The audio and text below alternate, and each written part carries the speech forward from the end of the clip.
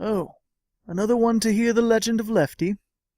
All right, I'll tell it again. Long ago, in a land known as At, a great evil came forth. It was a force of tyranny, terror, and destruction, an abomination which cast the island nation into darkness, and threatened to annihilate all who called it home. It was prophesied, when all hope seemed lost, that a brave hero would step forth to oppose the forces of evil, a champion whose strength and cunning would free At from the chaos and fear that besieged it, and bring about an age of peace. This is not that story. Oh, don't worry, this story still takes place in At, and the prophecy was true enough. A hero did indeed defeat that great evil, and he even became king for his troubles. At least for a while, anyway. Regardless, that was a long time ago, and the island of At has been at peace for many years now. Well, relative peace. I mean, there's still some fighting here and there, and a good amount of political strife, but no big wars or anything like that. All in all, it's a pretty nice place to live, if not a bit boring. It's here, during this time of great peace and stability, in a small town known as Ashtab, that our story begins, with the birth of a boy named Lefty. There's little to say about Lefty's early years. His birth was unremarkable in every conceivable way, as was his childhood. Born the second of 3 children to parents who could best be described as bland, he lived a life which was utterly mundane. As a child, Lefty showed neither the capacity for great good nor great evil. Gifted with neither prodigious strength nor astounding intellect, a largely ordinary boy whose only real quirk was a penchant for solitude that could hardly be called abnormal. What was undoubtedly abnormal, however, was his hometown of Ashtab.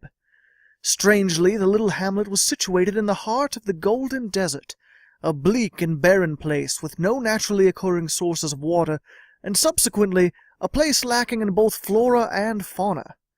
It was a town literally in the middle of nowhere, a small slice of civilization that by every rational measure shouldn't exist, for it was lacking in every natural resource save for one: sand. Sand was the one thing Ashtab had in abundance, and it was the lifeblood of the unusual little town. Everyone who lived there, except for a lone doctor and a few essential craftsmen, were sand miners, a title that makes the profession sound much more interesting and prestigious than it actually was. Each day the town's sand miners would make the trek out into the desert with shovels in hand, sometimes working alone, other times in small groups, all working to gather up sand by the barrelful and haul it back to Ashtab, so that it could be shipped across the Grungle Mountains, which separated the Golden Desert from the rest of At.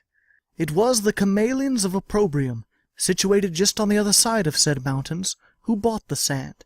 Their desire for the stuff was so insatiable that they alone sustained Ashtab through their trade, providing everything the townspeople needed, from essentials like food, water, and clothing, to luxuries like paper and the occasional book.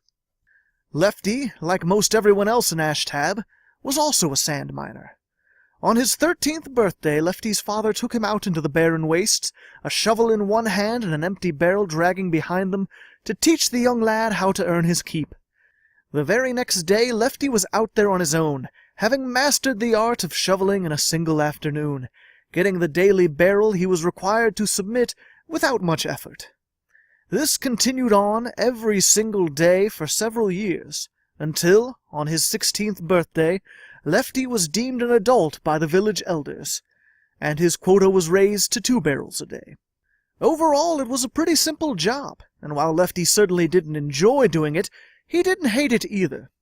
Sure, it required manual labor out in the oppressively hot sun, but it gave him a break from his life in that sleepy little town. While not outright antisocial, Lefty preferred digging alone, taking his time to think and enjoy the solitude that the desert dunes provided.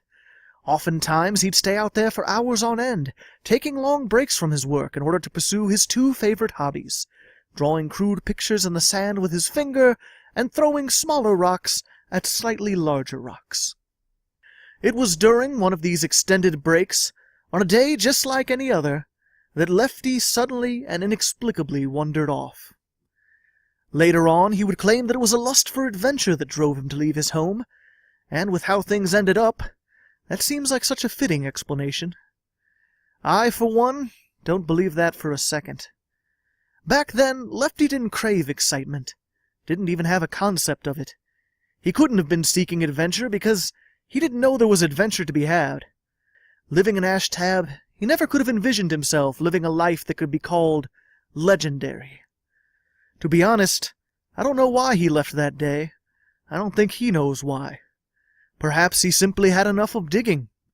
Perhaps he grew suicidal over the monotony of his life and went out into the desert to die. Perhaps he was just dumb and crazy. Sometimes people just do things, and it's only later on that they come up with an explanation for why. I guess it doesn't really matter at this point. Whatever the reason, the fact is that he left, walking towards the distant mountain range that separated his homeland from the rest of the world, leaving behind all that he knew, with nothing but the clothes on his back and his trusty shovel in hand. One day he would return to Ashtab, and it would be both the best and worst day of his life. But I'm getting ahead of myself.